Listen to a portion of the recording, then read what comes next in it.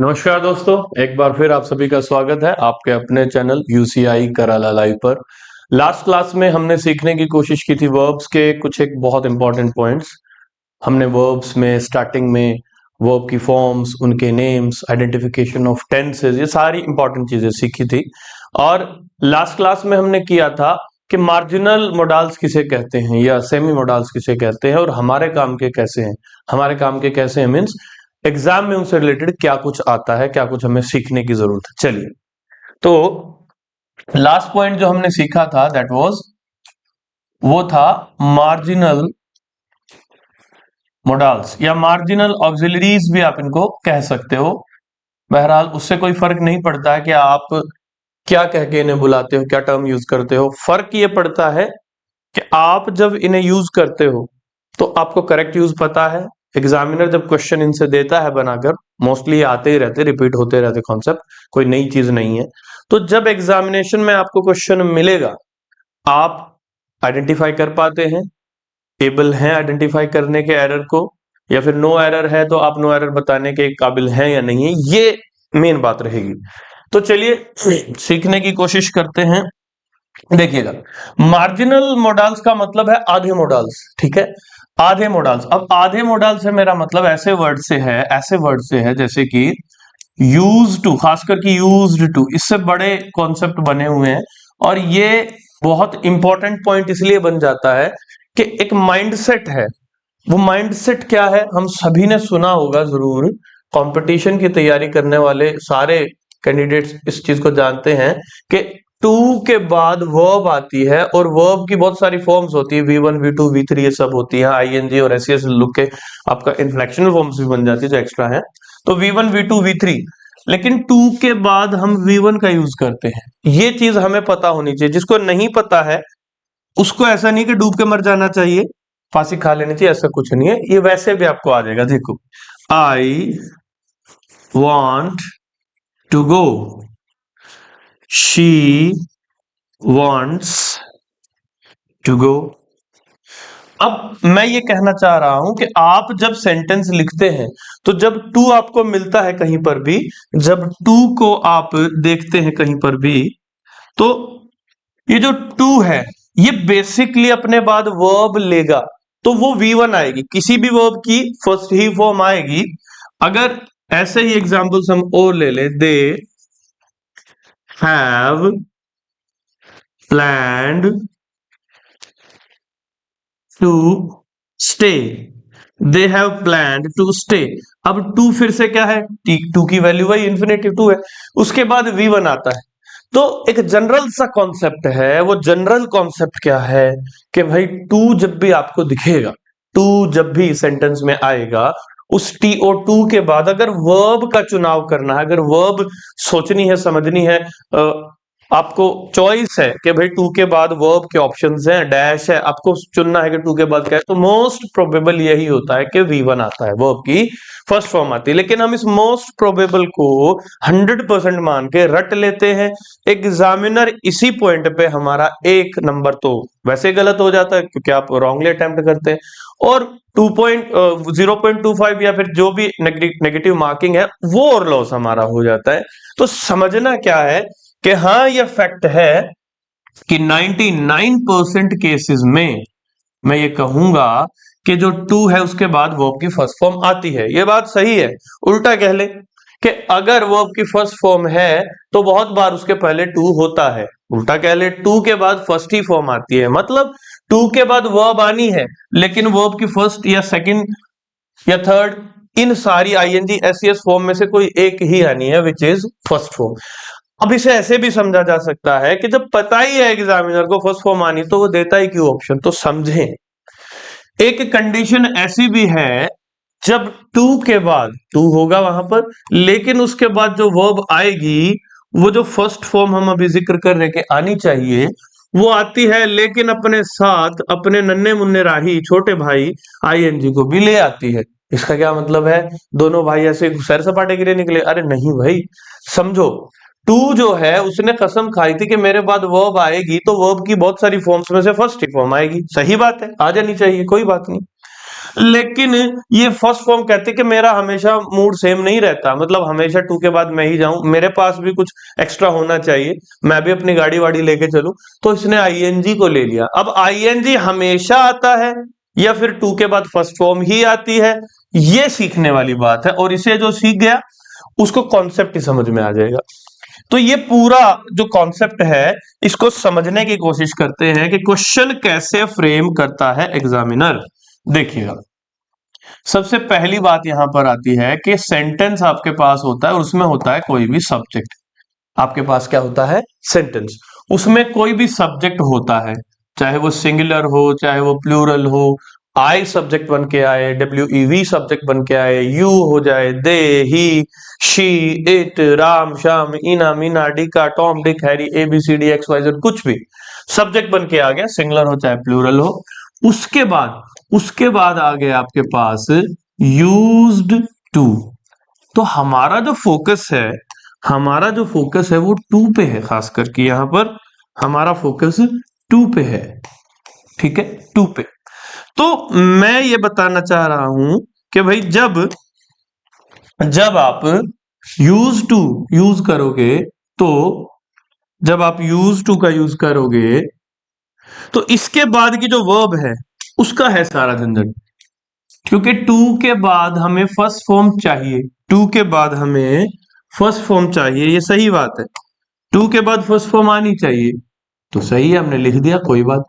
अब उस first form के बाद अदर वर्ड्स मतलब अन्य शब्द, कुछ भी अन्य शब्द, ऑब्जेक्ट हो सकता है, कुछ भी हो सकता है, मतलब वो आ गया। तो फिर नया क्या है, समझते हैं नया क्या है। ये एक और पैटर्न यहां पर आता है, ये कहता है कि सब्जेक्ट है जी, सब्जेक्ट कोई भी हो सकता है, बिल्कुल कोई भी हो सकता है। उसके बाद कहता है कि यहां होगा बी। अब बी कौन है भाई? बी एक वर्ब है, बेसिक वर्ब है, हमने सीखा भी है बी के बारे में। बी अपने आप में भी यूज होता है डायरेक्टली, और बी की और भी वैल्यूज है। क्या क्या वैल्यूज है बी की, ऐसा क्या है बी में, देखते हैं। बी का मतलब इस भी है, बी का मतलब एम भी है, be is equal to are भी है, और बी वॉज वर्क को भी रिप्रेजेंट करता है, और बी बीन को भी रिप्रेजेंट करता है, बी बींग को भी रिप्रेजेंट करता है, और इस भी यही है। तो सब्जेक्ट आए, कोई भी सेंटेंस रहा हो, उसके बाद बी आए, बी का मतलब सब्जेक्ट के बाद या तो बी खुद आ जाए या बी की अलग, बी का पूरा परिवार है। अब परिवार कहां से आ गया सर, हम क्या नेपोटिज्म की बात कर रहे हैं? इंग्लिश में परिवारवाद कहां से आया, देखो। गो की फॉर्म्स क्या क्या होती हैं भाई? गो की फॉर्म्स, एक तो खुद गो है, एक वेंट है, एक गोन है, V1 V2 V3। गो में हम आईएनजी लगा देते तो गोइंग भी बन जाता। हमारा मन किया singular third person subject present simple में है तो गो के साथ ईएस जोड़ करके गोस। तो ये जो सारे बच्चे हैं, ये सारा परिवार किसका है? गो का। वैसे ही परिवार है बी का। बी खुद है परिवार का मुखिया, बी के ही परिवार में is, am, are, was, were, been, being, is, ये सब है। तो ये कह रहा है, इस हमने मेंशन कर ही दिया। तो ये कह रहा है कि भाई अगर आप बी की बात कर रहे हो तो बी खुद आएगा या बी का कोई और भी है? भाई बी का पूरा हंसता खेलता भरा पूरा परिवार है, ये रहा, समृद्ध परिवार है, प्रॉस्पर फैमिली है। तो सब्जेक्ट कुछ भी रहा, उसके अकॉर्डिंग इज या एम या आर, या सब्जेक्ट के अकॉर्डिंग वॉज वर, या सब्जेक्ट के अकॉर्डिंग बिन बिंग ये, या खुद भी आ गया। अब इसके बाद की कहानी क्या है? इसके बाद की कहानी क्या है कि भाई हो सकता है सब्जेक्ट आए, बी आए, और उसके बाद क्या आ जाए? Used to. उसके बाद क्या आ जाए? Used to. तो समझना है, यहां है असली झगड़ा। जो कृपा है वो यहां से रुकी हुई है एक्चुअल में। सब्जेक्ट है, उसके तुरंत बाद नंबर वन में यूज टू है, लेकिन यहां यूज टू नहीं है, यहां क्या है? बी।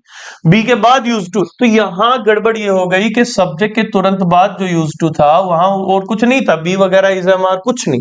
लेकिन यहां सब्जेक्ट और यूज टू के बीच में एक बर्लिन की दीवार आ गई। वो क्या हो गई? या तो खुद बी, या इज, या एम, या are, was were, been being. जब ऐसा हो जाए कैसा हो जाए?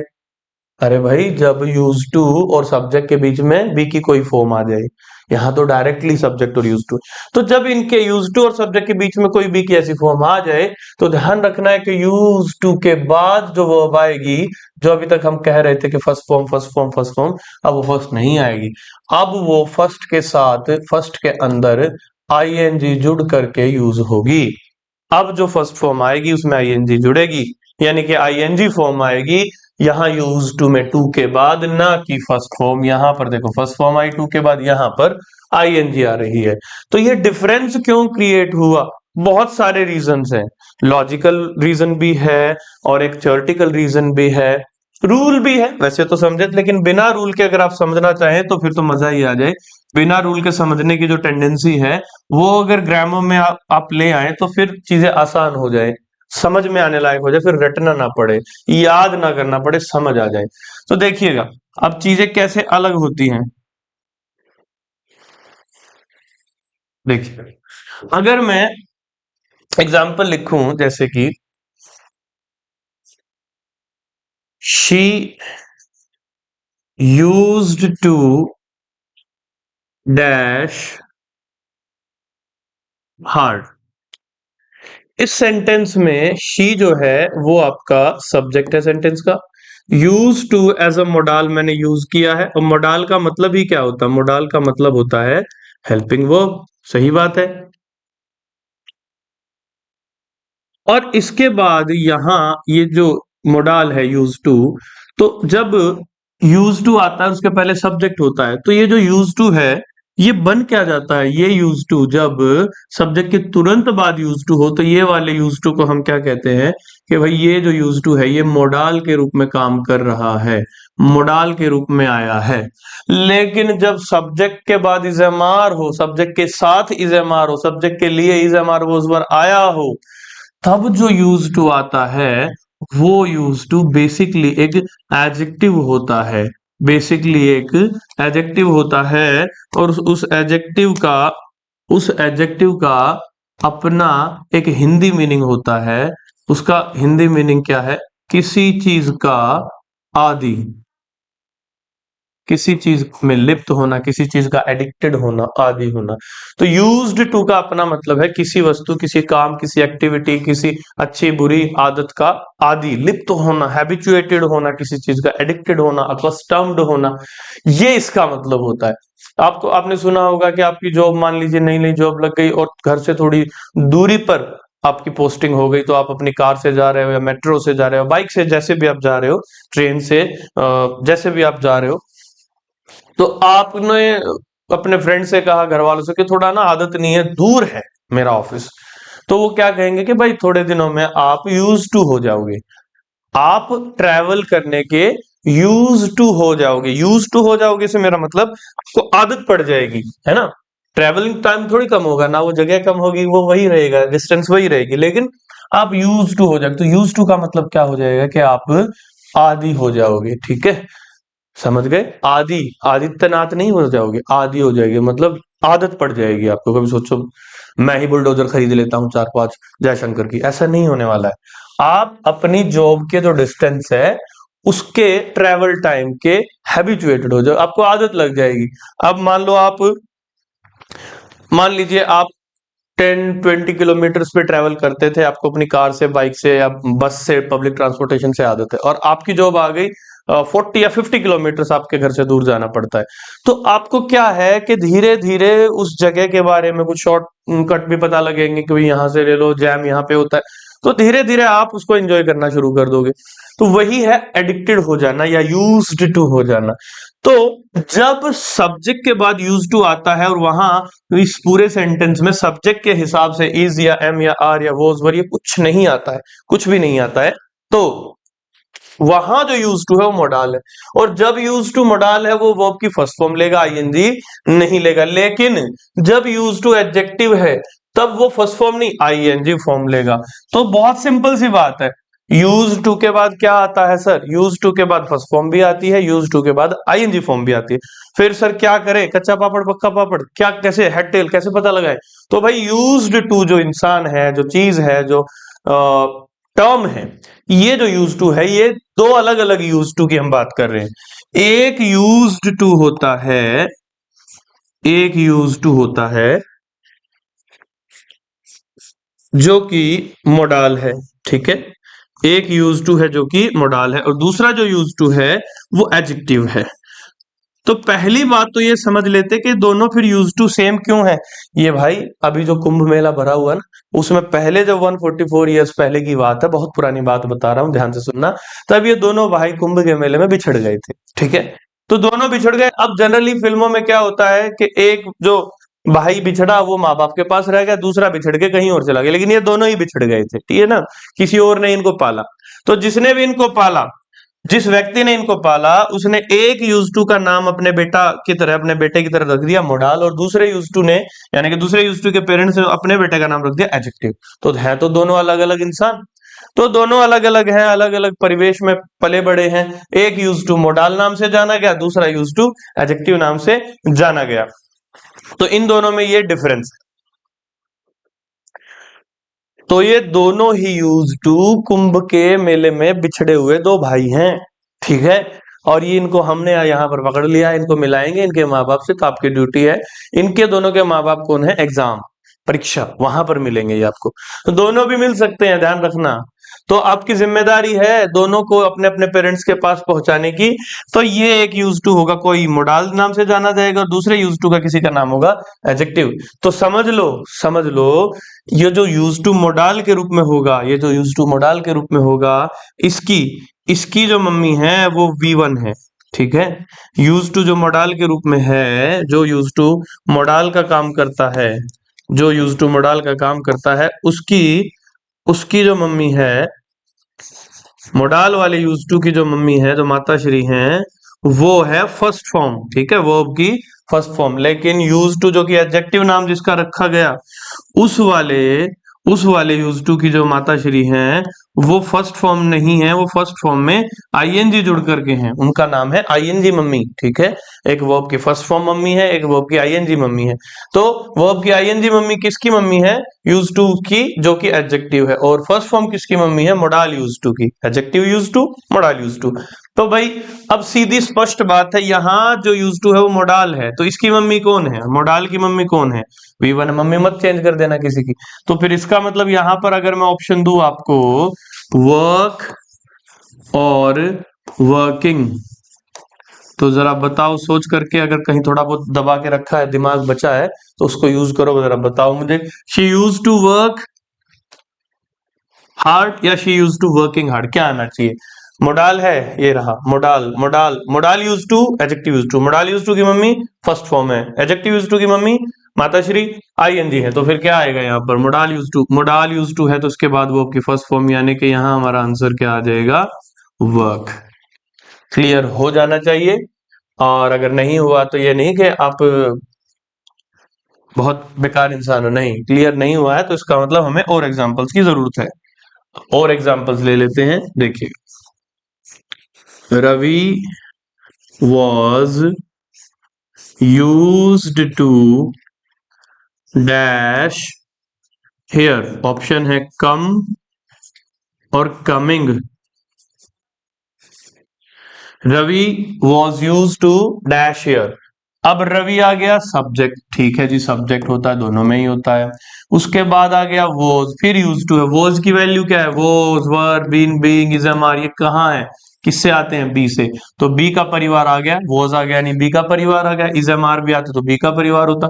उसके बाद अगर यूज टू होता है तो वो यूज टू क्या होता है, अगर be, is, am, are, was, were के साथ में यूज टू है, उसके प्रेजेंट में यूज टू है, बी, इज, एम, आर भी है, फिर भी यूज टू है सेंटेंस में, तो वो यूज टू क्या है, वो कुंभ के मेले में बिछड़ा वो यूज टू है जिसका नाम एडजेक्टिव रखा गया, जिसकी मम्मी क्या है, आईएनजी है। आईएनजी है तो फिर ये रही मम्मी जी इसकी, तो यहां पर क्या लिख देंगे, कमिंग लिख देंगे, ठीक है। और इसी सेंटेंस को, अगर इसी सेंटेंस को ऐसे लिख दिया जाए, Ravi Ravi used to dash here, तो फिर आंसर आपका क्या आ जाएगा, कम। क्यों आ जाएगा आंसर कम, क्योंकि फिर यूज टू क्या माना जाएगा, मोडाल माना जाएगा, और मोडाल के बाद V1 आता है, मोडाल के बाद V1।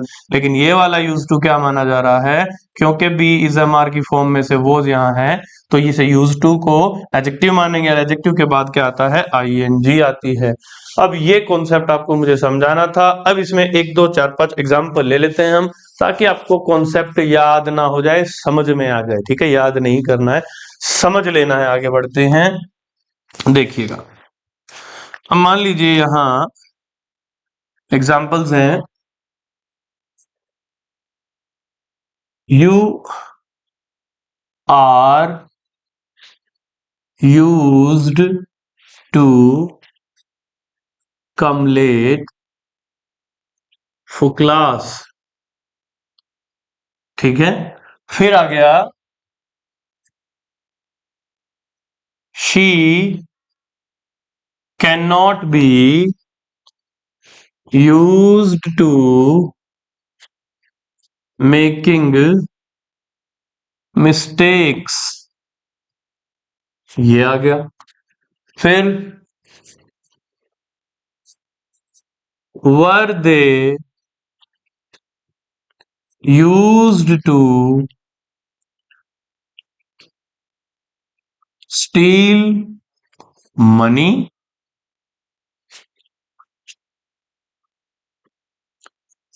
I used to meeting him at the place।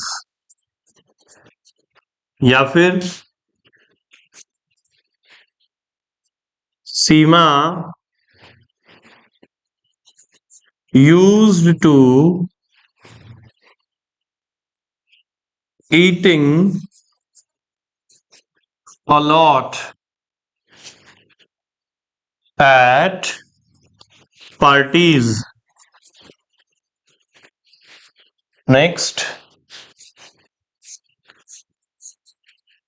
this pen of yours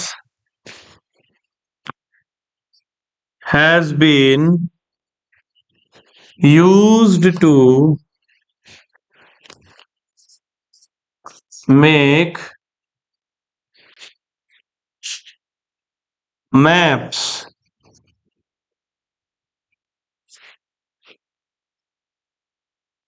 ये सारे 6 सेंटेंसेस करने से पहले एक बार हम यहां समझ लेते हैं कि सब्जेक्ट के तुरंत बाद यूज टू है, तुरंत ना भी हो पर आपको समझना है be is am are was नहीं है। फिर आप क्या यूज करेंगे, वी1, क्योंकि ये यूज टू आ गया मोडाल, मोडाल वाले यूज टू की जो माताश्री है वी1 है। ठीक बात। लेकिन अगर हम बात करें कि यहाँ बी आ गया और फिर कोई यूज टू है, सेंटेंस में कहीं पर भी बी है, सब्जेक्ट के हिसाब से is am are was were been being हो गया, तो फिर जो यूज टू है, वो जो यूज टू है वो क्या है, एडजेक्टिव है। एडजेक्टिव है तो फिर क्या आएगी, फर्स्ट फॉर्म में आईएनजी आएगी। ये है कहानी, और कुछ कहानी नहीं है। तो अब देखिएगा, सभी सेंटेंस में आप अटेम्प्ट करें, किसमें क्या होना चाहिए, वी1 या यूज टू, कहां पर क्या होना चाहिए। तो अब आप सेंटेंसेस को अटेम्प्ट करने के बाद आंसर आपको मिल गए होंगे कि भाई सब्जेक्ट है, यूज टू मोडाल है तो वी1, सब्जेक्ट के बाद या सब्जेक्ट के पहले इंटरोगेटिव केस में आसपास is am are was were है तो यूज टू है तो एडजेक्टिव हो गया, और फिर आईएनजी, तो फर्स्ट का आंसर। अब क्योंकि आर बी की फॉर्म है, बी की फॉर्म आ जाती है, फिर जो यूज टू आता है तो वो क्या होता है, वो एडजेक्टिव होता है। एडजेक्टिव के बाद क्या चाहिए हमें, एडजेक्टिव के बाद हमें चाहिए आईएनजी, तो यहां कमिंग आना था ना कि कम, ये गड़बड़ थी। उसके बाद अगर इसकी सेकंड सेंटेंस की बात करें तो कैन नॉट अपने आप में क्या है, मोडाल, समझने वाली बात है। देखो अब अगर आपको थोड़ा सा यहां पर सेंस है तो आप बहुत जल्दी निपटा दोगे। कैन अपने आप में मोडाल है, इसका मतलब एक सेंटेंस में एक से ज्यादा मोडाल आ नहीं सकते। कैन ये मोडाल ही तो होता है, तो इसका मतलब यूज टू जो कि या तो मोडाल हो सकता था या एडजेक्टिव, वो मोडाल हो नहीं सकता क्योंकि कैन आ गया। कैन मोडाल है, कैन मोडाल है तो यूज टू मोडाल नहीं हो सकता। इसका मतलब ये यहाँ पर क्या है, एडजेक्टिव, और जब जब ये एडजेक्टिव होता है क्या लेता, आईएनजी लेता, आईएनजी लेता, इसका मतलब इसमें कोई भी गड़बड़ नहीं है, सिंपल सी बात। अब आ गया वर दे। अब सोचने वाली बात है, दे क्या है, सब्जेक्ट, और ये इसके अकॉर्डिंग आ गई वर्ब आ गई। जो वर है ये एक वर्ब है, और ये वर कहां से आता? बी की फॉर्म में, be, is, am, are, was, were, been, being, ये है। अब हमने सीखा था कि जब बी की कोई फॉर्म आ जाए सब्जेक्ट के लिए, अब इंटेरोगेटिव सेंटेंस बना रखा है तो जाहिर सी बात है हेल्पिंग वर्ब पहले आएगी। एग्जामिनर जानबूझ के इस कॉन्सेप्ट को यहां देता, पता है क्यों? क्यों? हमने रट लिया सब्जेक्ट के बाद यूज टू है, फर्स्ट फॉर्म लगा दो, लेकिन सब्जेक्ट के बाद यूज टू नहीं है, बीच में कोई और आ गया, कोई इंसान खड़ा हो गया बीच में आके सब्जेक्ट और यूज टू के, तो फिर यहां पर आईएनजी लगा दो। तो हमें क्या लगेगा, ये कौन सी सिचुएशन है? सब्जेक्ट, सब्जेक्ट के बाद यूज टू, सब्जेक्ट के बाद use to, subject use to इकट्ठे हो गए, उसके बाद क्या आना चाहिए? वी1। तो हमने क्या देखा यहाँ पर? अरे हाँ ठीक है, ये तो बिल्कुल सही सेंटेंस, स्टील क्या है वो की फर्स्ट फॉर्म, हो गया, गई भैंस पानी में। तो फिर गड़बड़ क्यों हुई? भाई देखो ये कह रहा है सब्जेक्ट के साथ में बी की कोई फॉर्म हो। अब क्योंकि इंटेरोगेटिव सेंटेंस में क्या करना पड़ता है कि जो हेल्पिंग वर्ब होती है बी की फॉर्म या जो भी है उसे शुरू में रखना पड़ता है ताकि इंटेरोगेटिव की फॉर्मेशन सही हो उसके। तो वर अभी भी यहाँ है और वो सब्जेक्ट के लिए ही आया, यानी कि यहाँ यूज टू जो है वो मोडाल नहीं है, वो क्या है? एडजेक्टिव है। और जब यूज टू एडजेक्टिव होगा तो उसके बाद जो वर्ब आएगी वो कैसी आनी चाहिए? आईएनजी आनी चाहिए, तब जाकर सही होगा। ये गड़बड़ थी यहां पर। तो वर दे यूज टू स्टीलिंग होगा, ना कि स्टील। उसके बाद हम आ गए आई यूज टू। अब देखो भाई कमाल हो गया, आई यूज टू आ गया। कहता आई यूज टू, तो आई क्या है? सब्जेक्ट है। यूज टू क्या है? क्या होना चाहिए जब आसपास में कोई बी की फॉर्म ही नहीं है? तो फिर सब्जेक्ट हुआ आई, ठीक है। यूज टू क्या हो गया? मोडाल। और जब यूज टू मोडाल होता है तो उनकी माताश्री क्या होती है? First form. लेकिन ये किसकी माताश्री लगा दी हमने? एडजेक्टिव यूज टू की माताश्री आईएनजी को यहाँ पे बुला लिया, तो गुस्सा हो जाएगा भाई। वो जो यूज टू है यहाँ पर आना चाहिए वी1, ये यहाँ पर क्या थी? गलत। मीट आना चाहिए, ना कि मीटिंग। आगे बढ़ जाते हैं। Seema use to eating a lot of at parties. तो फिर से ध्यान से समझ लेते हैं। सीमा यूज्ड, अब यहां सीमा सब्जेक्ट है, यूज टू है, इसके अलावा कोई और is, am, are, was, were, be नहीं है, तो फिर यूज टू क्या है? मोडाल है। और जब यूज टू मोडाल होगा, जब यूज टू मोडाल होगा तो उसकी मम्मी श्री क्या होती हैं? वो होती है फर्स्ट फॉर्म, लेकिन हमें यहाँ पर दे दिया आईएनजी, तो क्या आना था? ईट आना था, ना कि ईटिंग। फिर आ गए दिस पेन। अब दिस पेन ऑफ योर्स है, हमें मतलब नहीं है कि सब्जेक्ट कौन आ रहा है, एक से ज्यादा वर्ड्स में से सब्जेक्ट निकल रहा है, हमें मतलब नहीं, हमें सब्जेक्ट इन्हीं में से कोई मिल गया। उसके बाद फिर कह रहा बीन आ गया, बस सब्जेक्ट के बाद मोडाल यूज टू नहीं मिला, सब्जेक्ट के बाद मिला बी की फॉर्म बीन, यानी कि बी की फॉर्म के बाद यूज टू वो क्या है? एडजेक्टिव। ये एडजेक्टिव हुआ तो इसका मतलब वो की कौन सी फॉर्म आएगी? कौन सी मम्मी जी आएगी? आईएनजी वाली मम्मी जी आएगी। यहाँ पर फर्स्ट फॉर्म थी, दूसरे की माताश्री को यूज करोगे गड़बड़ हो जाएगी, तो यहाँ पर मेकिंग होना था। ठीक है, तो यहां तक हमने एक कॉन्सेप्ट को बहुत अच्छे से समझ लिया है कि भाई जो यूज्ड टू है वो एडजेक्टिव यूज टू भी है और यूज टू मोडाल भी होता है। मोडाल होगा तो उसके बाद वी वन आएगी, जैसे कि सारी मोडाल्स के बाद वी वन आती, can go, could go, will go, must go, सारे shall, use to, ought to, dare, सभी के बाद जब मोडाल कोई भी होता है तो उसके बाद फर्स्ट फॉर्म आती है, आईएनजी नहीं आती। लेकिन अगर यूज टू मोडाल ही ना हो, एडजेक्टिव हो, तो फिर वी वन प्लस आईएनजी लेगा। यहां पर हमारा मोडाल्स का कॉन्सेप्ट हो गया खत्म। अब हम कदम रखेंगे वर्ब के सेगमेंट में कि भाई वर्ब में क्या क्या है, वर्ब के अंदर कितनी चीजें हैं जो हमें समझ लेनी चाहिए। हमारा वो वाला हिस्सा कौन सा है वर्ब के चैप्टर में जो एग्जामिनर का बड़ा ही फेवरेट है, एग्जामिनर बार बार जहां से क्वेश्चन देता है, वो वाला हिस्सा हमें समझना पड़ेगा। और वो टफ नहीं है, इंटरेस्टिंग बात यह है कि वो आसान है। बड़ी इंटरेस्टिंग बात है कि आप जिस चीज को एग्जाम के लिए प्रिपेयर करने जा रहे हो, वो वाला जो सेगमेंट है, वो वाला जो पोर्शन है वर्ब के चैप्टर का, वो बिल्कुल भी टफ नहीं है, बहुत आसान है, मजेदार चीज है वो। तो चलिए फिर स्टार्ट करते हैं। वर्ब के आगे हमारे अपने काम की चीजें जो एग्जामिनर हमें पूछता है कि भाई ये चीज बताओ, ये वाला कॉन्सेप्ट बताओ वर्ब का, अगर बूझो तो जानो। ठीक है, तो ये देखते हैं।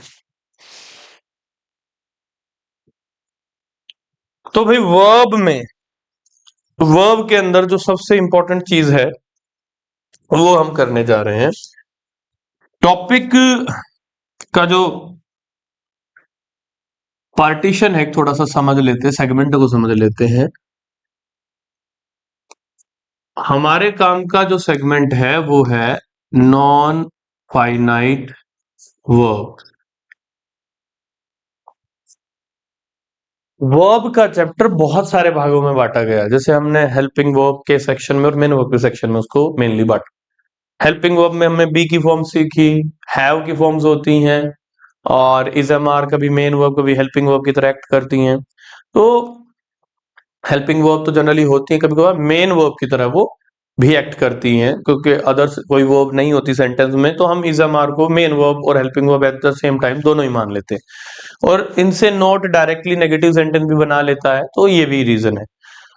ट्रांजिटिव और इंट्रांजिटिव टाइप ऑफ वर्ब्स भी होती है। ट्रांजिटिव वो वर्ब जिनके पास अपना ऑब्जेक्ट हो, या वो वर्ब्स जिनको ऑब्जेक्ट की जरूरत हो। विदाउट ऑब्जेक्ट वो अपना मैसेज फुलफिल नहीं दे पाती, सेंटेंस में कन्वे नहीं कर पाती कंप्लीट मीनिंग। और वहीं पर नॉन ट्रांजिटिव वर्ब्स होती हैं जिनको ऑब्जेक्ट की जरूरत नहीं होती, वो ऐसे ही अपना मीनिंग पूरा फुलफिल कर देती है। फिर एक थर्ड पार्टी भी आती है यहाँ पर, वर्ब्स ऑफ इनकम्प्लीट प्रेडिकेशन।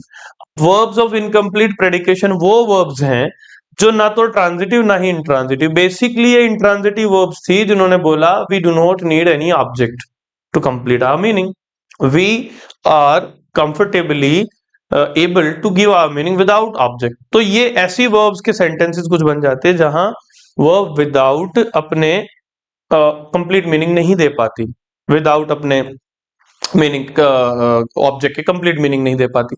तो ऐसी वर्ब्स जो ना तो ट्रांजिटिव ना इंट्रांजिटिव, वो वर्ब्स ऑफ इनकम्प्लीट प्रेडिकेशन हो जाती हैं। उनको भी डील किया जाता है, लेकिन हमारे काम का जो पोर्शन इसमें है वर्ब के चैप्टर में, वो नॉन फाइनाइट वर्ब्स है। अब एक और वर्ब का टाइप होता है जिसको हम कहते हैं फाइनाइट वर्ब्स। फाइनाइट वर्ब्स, तो हमें ये समझना है कि फाइनाइट वर्ब्स और नॉन फाइनाइट वर्ब्स में हमारे काम का तो यही है, लेकिन जब हम कंपेयर दोनों को कर लेते हैं, 5 ही मिनट का गेम होता है, तब हमें ये वाली बहुत अच्छे से समझ आती है। जो हमारे काम की है नॉन फाइनाइट ज्यादा अच्छे से समझ आती है जब हमें फाइनाइट के साथ इसको कंपेयर करते हैं। तो ये चीज भी ध्यान रखने वाली है।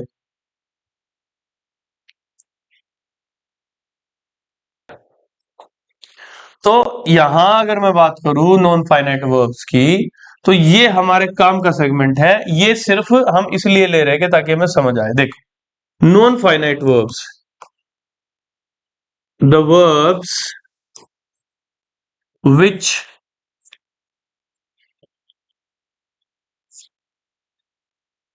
Change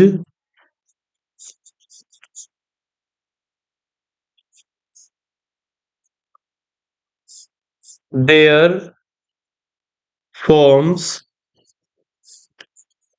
and becomes singular or plural according to singular और प्लूरल सब्जेक्ट। मतलब क्या हुआ? वर्ब्स वे वर्ब्स जो बदल लेती हैं अपनी फॉर्म्स को, अपने स्वरूप को, अपनी फॉर्म को बदल लेती हैं और बन जाती हैं सिंगुलर या फिर प्लूरल। मतलब खुद को या तो सिंगुलर में बदल लेती हैं अपनी सिंगुलर फॉर्म, या फिर प्लूरल। कैसे? अकॉर्डिंग टू देयर सिंगुलर और प्लूरल सब्जेक्ट। जैसा सब्जेक्ट होता है खुद को वैसा ही कर लेने वाली वर्ब्स को हमें क्या कहते हैं? Finite verbs. ऐसी वर्ब्स जो खुद को बदल लेती हैं, खुद को चेंज कर लेती हैं, किसके अकॉर्डिंग? अपने सब्जेक्ट के अकॉर्डिंग। अपना सिंगुलर सब्जेक्ट है तो खुद भी सिंगुलर हो जाएंगी, प्लूरल सब्जेक्ट है तो खुद भी प्लूरल हो जाएंगी। तो वो वर्ब्स जो खुद को बदलती हैं अपने सिंगुलर प्लूरल सब्जेक्ट के अकॉर्डिंग, उनको हम कहते हैं फाइनाइट वर्ब्स। अब जैसे ही लाइक्स टू ईट, और अगर यहीं पर मैं कहूं ही की जगह सब्जेक्ट हमारा हो जाए दे, फिर हम क्या कहेंगे? Like to eat. लाइक्स और लाइक में फर्क एस का है। एस जब वर्ब में लगता है तो वर्ब कैसी बन जाती है? सिंगुलर। बिना एस की यानी फर्स्ट फॉर्म को हम मानते हैं प्लूरल सब्जेक्ट के लिए आई हुई वर्ब प्लूरल। ही कैसा सब्जेक्ट? सिंगुलर। सिंगुलर सब्जेक्ट ने ले ली सिंगुलर वर्ब, प्लूरल सब्जेक्ट ने ले ली प्लूरल वर्ब। तो लाइक एक ऐसी वर्ब हुई जो सब्जेक्ट प्लूरल है तो खुद को बिना एस के रखती है प्लूरल फॉर्म में, सब्जेक्ट की तरह खुद को भी प्लूरल रखती है। लाइक्स ऐसी वर्ब है जिसने एस ले लिया क्योंकि सब्जेक्ट कैसा था, सिंगुलर, और सिंगुलर सब्जेक्ट के हिसाब से इस वर्ब ने खुद को कर लिया सिंगुलर एस लेकर के। ऐसी वर्ब ही फाइनाइट वर्ब कहलाती हैं जो अपने सब्जेक्ट के अकॉर्डिंग खुद में कभी एस लेकर खुद को सिंगुलर बनाती है, कभी एस को हटाकर खुद से वो खुद को प्लूरल कर लेती हैं। ऐसी ही वर्ब्स को हम कहते हैं कि भाई ये फाइनाइट वर्ब्स हैं। तो फाइनाइट में ये डिफरेंस है, फाइनाइट ऐसी ही वर्ब्स होती है। अब नॉन फाइनाइट क्या है? नॉन फाइनाइट वे वर्ब्स हैं, चाहे सब्जेक्ट सिंगुलर हो चाहे सब्जेक्ट प्लूरल हो, वो अपनी फॉर्म में एस वगैरह नहीं लेती, वो ऐसे ही रहती है। अब देखो सब्जेक्ट कौन था, ही सिंगुलर सब्जेक्ट था, सब्जेक्ट कौन था, दे प्लूरल सब्जेक्ट था। लाइक्स और लाइक ने खुद को बदला, इन वर्ब्स ने खुद को बदला, तो ये आपकी फाइनाइट वर्ब। लेकिन ईट, ईट ही रहा, ना एस लगा, ना ई एस, ना आई एन जी, ना सेकंड फॉर्म। ये कैसी वर्ब है जिन्होंने ना तो सिंगुलर सब्जेक्ट के हिसाब से खुद को बदला, ना ही प्लूरल सब्जेक्ट के हिसाब से खुद को बदला। ईट फर्स्ट फॉर्म थी दोनों में, ही वाले में भी और जहां दे सब्जेक्ट हुआ उस सेंटेंस में भी। तो इन वर्ब्स को हम ईट जैसी वर्ब्स को या किसी भी ऐसी वर्ब को जो सब्जेक्ट के अकॉर्डिंग खुद को सिंगुलर या प्लूरल नहीं करती, जिनके ऊपर कोई फर्क नहीं पड़ता कि सब्जेक्ट सिंगुलर है या प्लूरल है, ऐसी वर्ब को हम कहते हैं नॉन फाइनाइट वर्ब। अब डेफिनेशन समझ लेते हैं नॉन फाइनाइट वर्ब्स की एक बार। देखिएगा, ये जो अभी तक हमने सीखा ये था फाइनाइट वर्ब्स के बारे में। अब नॉन फाइनाइट वर्ब्स को भी सीख लेते हैं हम।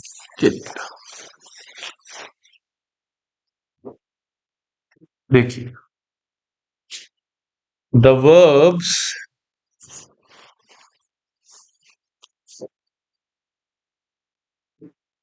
which do not change themselves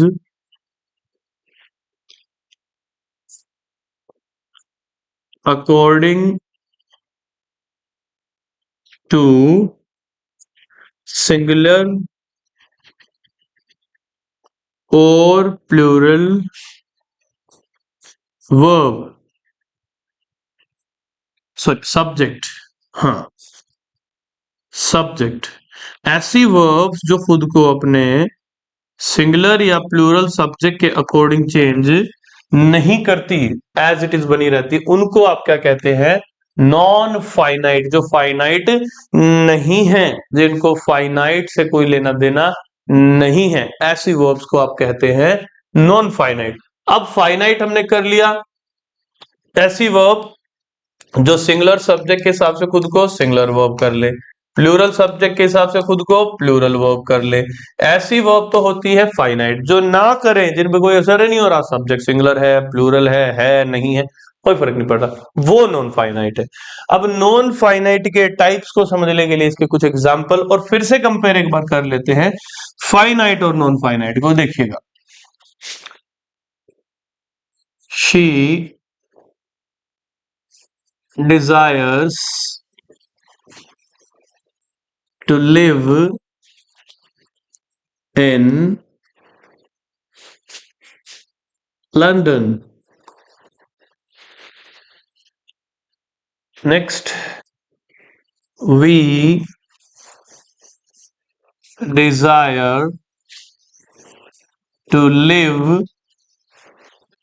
in London. Concept पे आप ध्यान दीजिएगा, पूरा कॉन्सेप्ट बिल्कुल टिप्स पे आपको समझ में आएगा, हमेशा के लिए समझ में आएगा, रट्टा नहीं लगेगा। बहुत बढ़िया कॉन्सेप्ट है, अब बहुत बढ़िया से आपको समझ में आएगा, बस ध्यान दीजिएगा। थर्ड सेंटेंस में लिखते हैं, she likes reading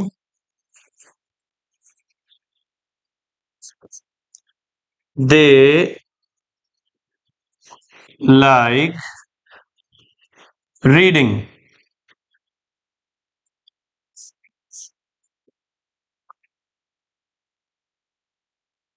They like reading.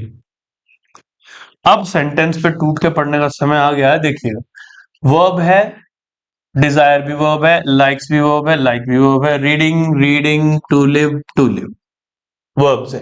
अब समझते हैं। She desires to live in London, उसकी इच्छा होती है, आकांक्षा होती है, महत्वाकांक्षा होती है, वह चाहती है, क्या चाहती है, लंदन में रहना। तो ये जो सब्जेक्ट है, कैसा सब्जेक्ट है, अच्छा सब्जेक्ट है सर। अरे अच्छा बुरा थोड़ी होता सब्जेक्ट, सिंगुलर और प्लूरल होता भाई, सिंगुलर सब्जेक्ट है। तो इस वर्ब ने अपने अंदर क्या ले लिया, एस ले लिया, यानी कैसी वर्ब हो गई, सिंगुलर वर्ब हो गई।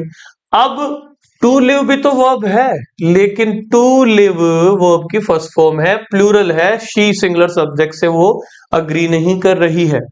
वैसे ही वी प्लूरल सब्जेक्ट हुआ हमारा, वी प्लूरल सब्जेक्ट है, और डिजायर प्लूरल वर्ब है। तो प्लूरल सब्जेक्ट प्लूरल वर्ब, यहां पर भी एग्रीमेंट सही है, लेकिन लिव पे तक पहले भी कोई असर नहीं पड़ा था, अभी भी लिव, यानी लिव एक ऐसी वर्ब है जिसपे ना तो सिंगुलर सब्जेक्ट होने का फर्क पड़ा जब शी था, ना प्लूरल पे। तो ये वो जो वर्ब हुई टू लिव, ये कैसी वर्ब हुई, यही वर्ब हुई नॉन फाइनाइट, यही वर्ब हुई नॉन फाइनाइट, नॉन फाइनाइट। आगे बढ़ जाते हैं, शी लाइक्स रीडिंग। अब शी कैसा सब्जेक्ट है, सिंगुलर सब्जेक्ट है सर, ठीक है। तो लाइक्स एस वाली वर्ब भी कैसी होती है, सिंगुलर वर्ब, ये भी ठीक है। लेकिन रीडिंग आईएनजी, यहां पर भी रीडिंग था, और हालांकि ये वर्ब है, रीडिंग सबको पता हमें कि it's a verb. They plural subject हुआ, ठीक बात है। लाइक बिना वो बिना इसकी वो फर्स्ट फॉर्म प्लूरल वर्ब हुई, बिल्कुल इसके हिसाब से ठीक बात, सब कुछ ठीक जा रहा है। लेकिन रीडिंग, यहां पर भी रीडिंग, यहां पर reading, they plural subject, she था सिंगुलर शब्द, तब भी रीडिंग। तो रीडिंग वर्ब तो यहां पर भी है, लेकिन एक ऐसी वर्ब है जिसका सब्जेक्ट से सिंगुलर या प्लूरल से कोई लेना देना नहीं, खुद को कुछ चेंज नहीं कर रही। रीडिंग तब भी था जब सिंगुलर सब्जेक्ट था शी, प्लूरल सब्जेक्ट हुआ दे, तब भी रीडिंग पे रीडिंग ही रहा, कुछ ना तो आईएनजी एस वगैरह जुड़ा, ना हटा, कुछ नहीं। तो ये कैसी वर्ब है जो सब्जेक्ट के हिसाब से खुद को चेंज नहीं करती है, और जो सब्जेक्ट के हिसाब से खुद को चेंज करती है वो वर्ब कैसी है, फाइनाइट। जो नहीं करती है वो क्या है, नॉन फाइनाइट वर्ब। तो ये कंपैरिजन आपको यहां अच्छे से समझ आ गया होगा। और एक छोटे छोटे दो एग्जांपल इसमें और ले लेते हैं ताकि पूरा ही हो जाए कॉन्सेप्ट। देखिएगा, अगर सेंटेंस यहां है, he has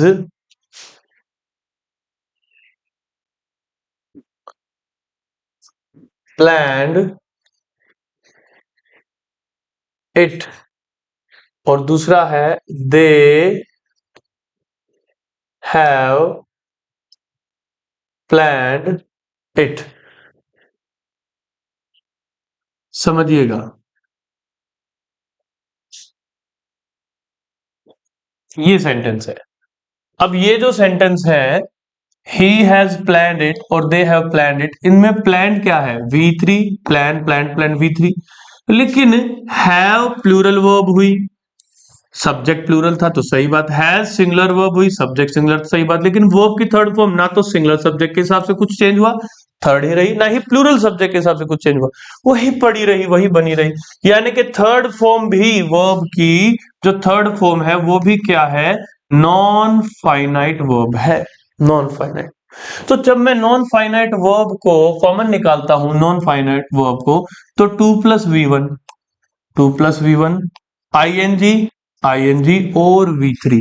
तो मैं कह सकता हूं कि वर्ब की फर्स्ट फॉर्म, वर्ब की थर्ड फॉर्म और वर्ब की आईएनजी फॉर्म, ये तीनों ही नॉन फाइनाइट होती हैं। देखिएगा, फर्स्ट फॉर्म है, लिख दी हमने, थर्ड फॉर्म प्लान्ड आ गया, और आईएनजी रीडिंग, गोइंग, सिटिंग, ऐसी।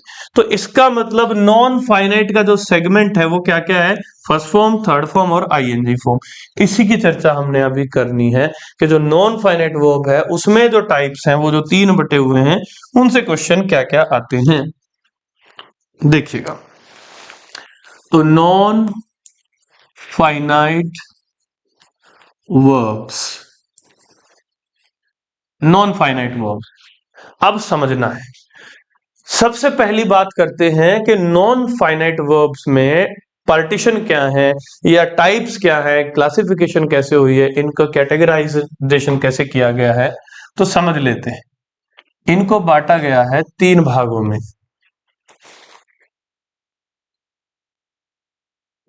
ठीक है, इनको 3 भागों में बांटा गया।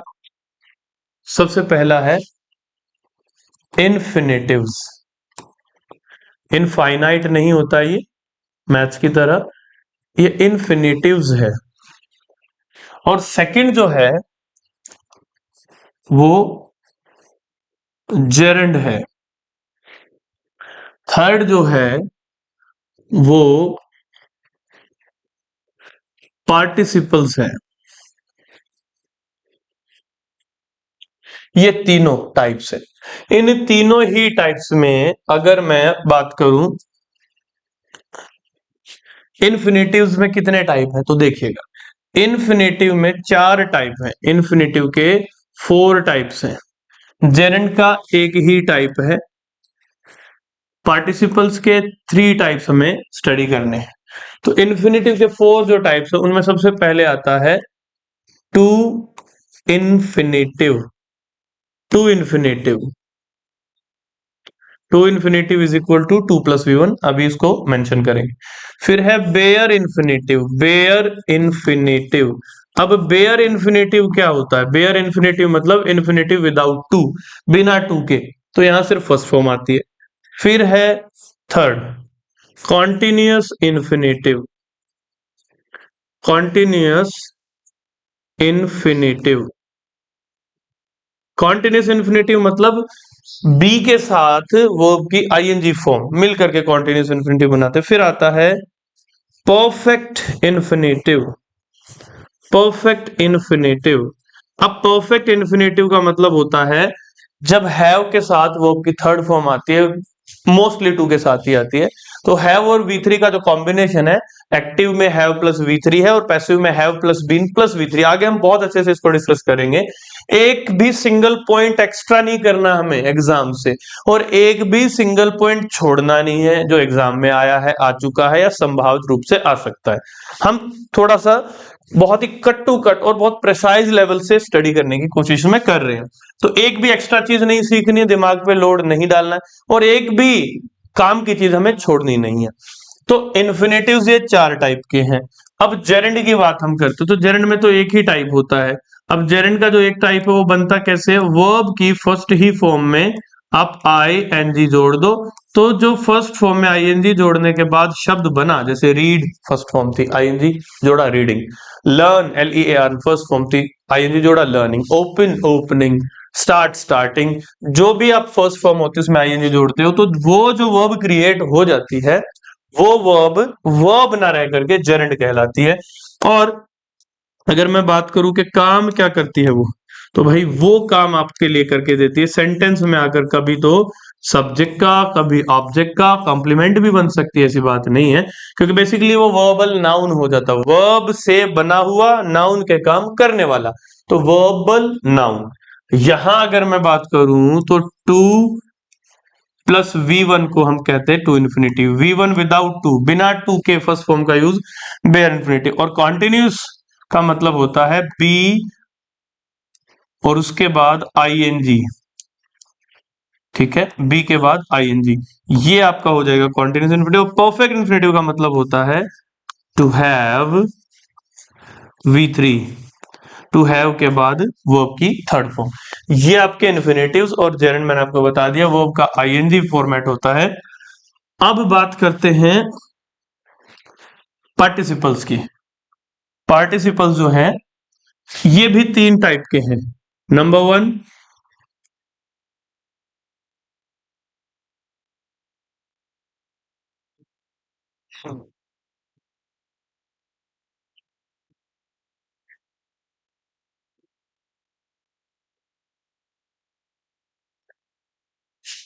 तो पार्टिसिपल्स की अगर हम बात करें तो देखो, पार्टिसिपल्स में सबसे पहले आता है प्रेजेंट पार्टिसिपल।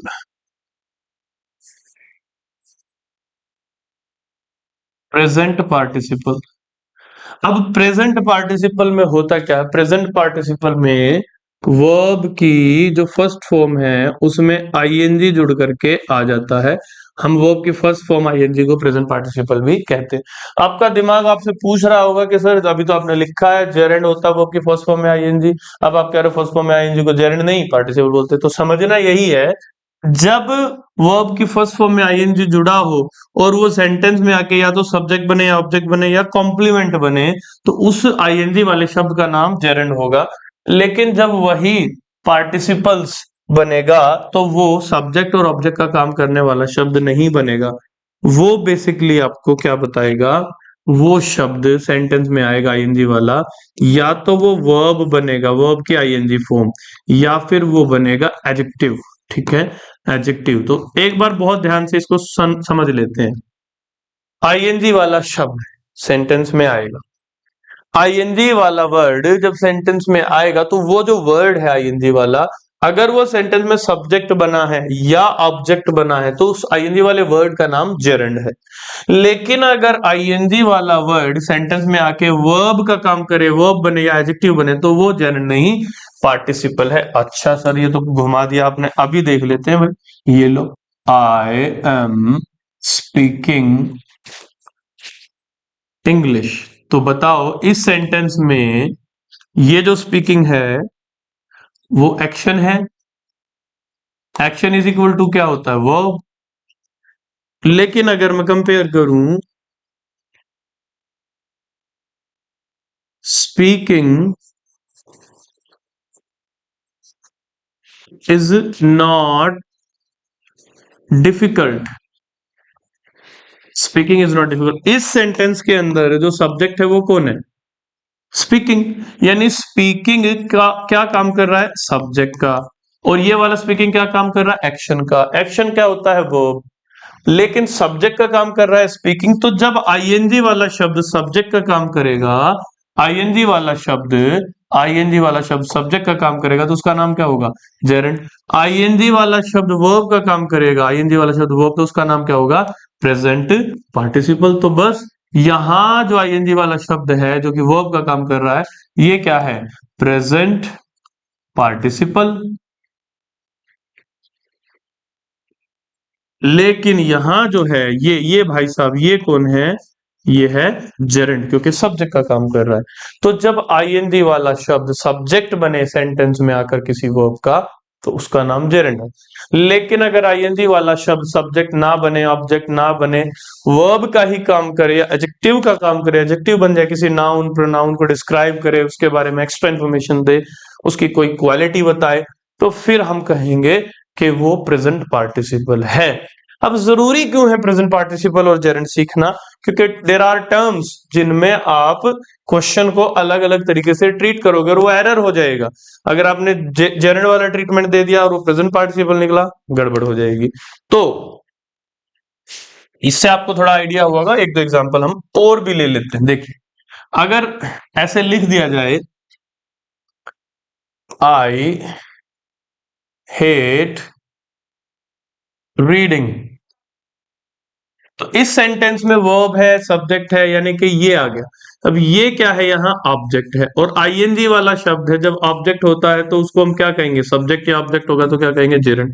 लेकिन अगर मैं कहूं I am reading, I am reading, तो आई एम रीडिंग में ये क्या है, एक्शन है। एक्शन बोले तो वर्ब है, वर्ब है तो इसका मतलब इसका नाम क्या होगा, प्रेजेंट पार्टिसिपल।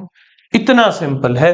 तो आपको पता होना चाहिए आईएनजी वाला शब्द सेंटेंस में जब आता है कब वो प्रेजेंट पार्टिसिपल बनेगा, यानी कि वर्ब या एडजेक्टिव में से कोई एक काम करेगा, कब वो जेरेंड। और इनको और डीप में हम स्टडी करेंगे जब हम इस कॉन्सेप्ट पे वहां पे आएंगे। फिलहाल हम इनके बारे में लिख लेते हैं, पूरा चार्ट कंप्लीट कर लेते हैं। अब नंबर 2 जो पार्टिसिपल है उसका नाम है पास्ट पार्टिसिपल। नंबर 2 जो है उसका नाम है पास्ट पार्टिसिपल। Past participle. अब ये पास्ट पार्टिसिपल क्या होते हैं, तो जो पास्ट पार्टिसिपल्स हैं ये हम बेसिकली कहते हैं वर्ब की थर्ड फॉर्म को। किसी भी वर्ब की जो थर्ड फॉर्म, ब्रेक का ब्रोक, फिर broken, drink drank drunk, swim swam swum, forget forgot forgotten, तो जो थर्ड फॉर्म्स हैं किसी भी वर्ब की, उसको आप कहते हैं पास्ट पार्टिसिपल। अच्छा, ये पास्ट पार्टिसिपल फिर ये क्या काम करती है भाई, ये भी वही काम करती है। दो, या तो ये सेंटेंस में आके एक्शन को रिप्रेजेंट करेंगी तो वर्ब की थर्ड फॉर्म, या फिर ये एडजेक्टिव का काम करेंगी, मतलब किसी नाउन या प्रोनाउन के बारे में आपको कुछ एक्स्ट्रा इन्फॉर्मेशन देंगी। इनके बारे में भी हम सीखेंगे, अच्छे से कंपेयर करेंगे जब हम यहाँ पर पहुंचेंगे। ये पास्ट पार्टिसिपल, जो 3 पार्टिसिपल में जो थर्ड रहता है, सबसे आखिरी जो बच गया है, वो आपका है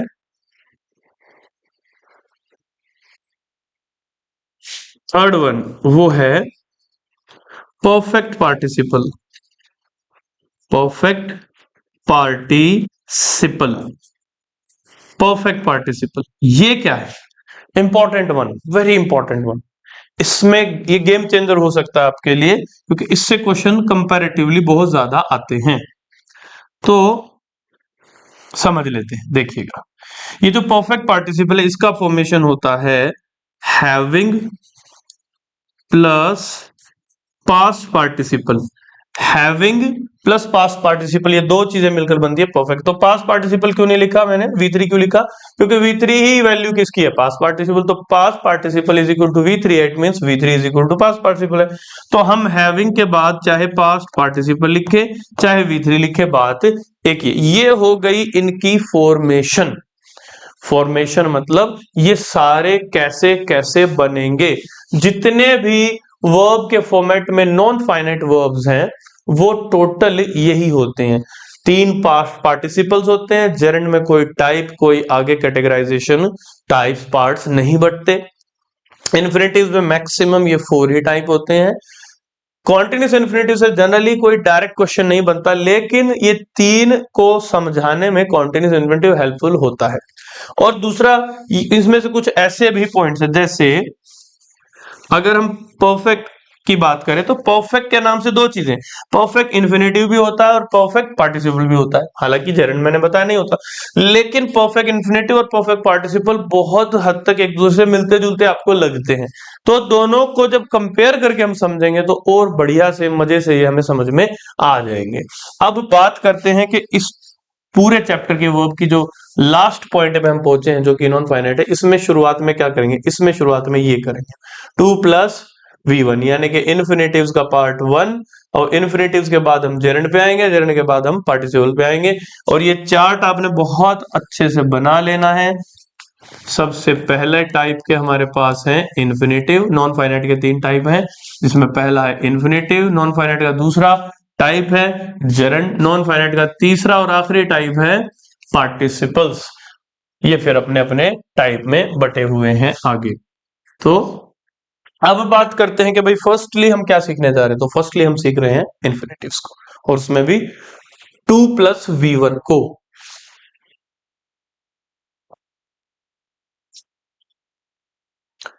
तो भाई यहां तक सारा सेगमेंट हमने समझ लिया है आज का। जहां भी हमने, ये देखिए, हमने स्टार्ट किया था कि हम लास्ट क्लास से मार्जिनल मोडाल से यूज टू हमारा बच गया था। उसमें बहुत इंपॉर्टेंट पॉइंट हमने सीख लिए हैं, और भी बहुत सारी चीजें यूज टू से, लेकिन सीखने वाली हैं, सीखने लायक है, एग्जाम में नहीं आई और ना ही चांसेस है, तो क्यों करें हम। इसके बाद हमने यूज टू को कैसे सीखा, मोडाल कब होता है, एडजेक्टिव कब होता है, V1 कब लेता है, आईएनजी कब लेता है, ये हो गया। उसके बाद इससे रिलेटेड हमने क्वेश्चन भी अपना भरपूर किए हैं। वर्ब को 2 भागों में बांट दिया, ऐसी वर्ब जो सब्जेक्ट और सब्जेक्ट के हिसाब से सिंगुलर या प्लूरल खुद को करती है, एस लेती है या नहीं लेती है, बदलती रहती है, वो है फाइनाइट। जो नहीं बदलती, सब्जेक्ट सिंगुलर और प्लूरल हो। नॉन फाइनाइट वर्ब अपनी फॉर्म को फिक्स रखती है। दोनों को कंपेयर करके भी हमने समझ लिया है। फिर हमने ये भी देख लिया कि इसमें पूरे नॉन फाइनाइट चैप्टर के अंदर हम क्या क्या समझेंगे। ये सारी चीजें हमने एक एक एक एक करके समझनी पड़ेगी। लंबा चौड़ा रायता नहीं है, ये बहुत टू द पॉइंट चीजें हैं। और मजे की बात के क्वेश्चन इनसे घुमा फिरा के नहीं देता, डायरेक्टली एग्जामिनर इससे आपको क्वेश्चन देता है और वही हमें आंसर करना, दैट्स ऑल। तो आशा करता हूं यहां तक चीजें आपको बहुत अच्छे से समझ में आ गई होंगी, और नेक्स्ट क्लास में जब हम मिलेंगे तो इसी से, यहीं से स्टार्ट करेंगे। पीछे का आपने यहां तक का पूरा रिवाइज कर लेना है। और हाँ, एक बहुत ही मजे की बात आपको और आपके फायदे की बात आपको बता देता हूं कि जिन्होंने चैनल को सब्सक्राइब कर लिया है, उनके लिए बहुत जल्द एक बहुत अच्छी स्कीम आने वाली है, और जिन्होंने नहीं किया है उनके लिए भी स्कीम आने वाली है।